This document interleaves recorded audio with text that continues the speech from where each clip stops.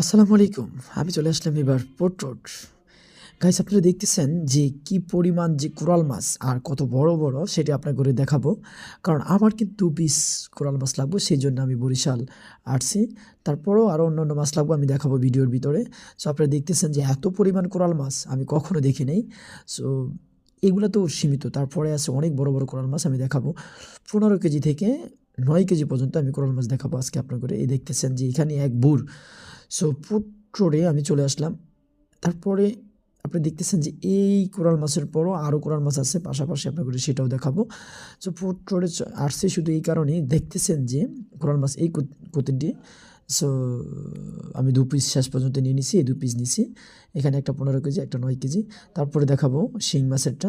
আপনি দেখতেছেন যে ফুড রোডে এত পরিমাণ মানুষ, আমার ভিডিও করার মতো কোনো সুযোগ নেই। তারপরও যতটুকু চেষ্টা আমি ভিডিও করতেছি।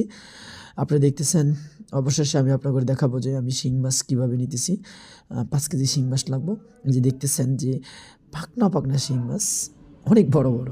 আসলে এগুলো কিন্তু চাষের শিং মাছ। তারপরে নিব চিংড়ি মাছ। এই দেখতেছেন চিংড়ি মাছ। আমি কিন্তু চলে আসছি এইসব মাছের জন্য বরিশাল, পোর্ট রোড। আপনি দেখতেছেন, আপনাকে দেখাবো আরও। মানুষের জন্য আসলে ভিডিওটা তেমন একটা সুন্দর হয় নাই।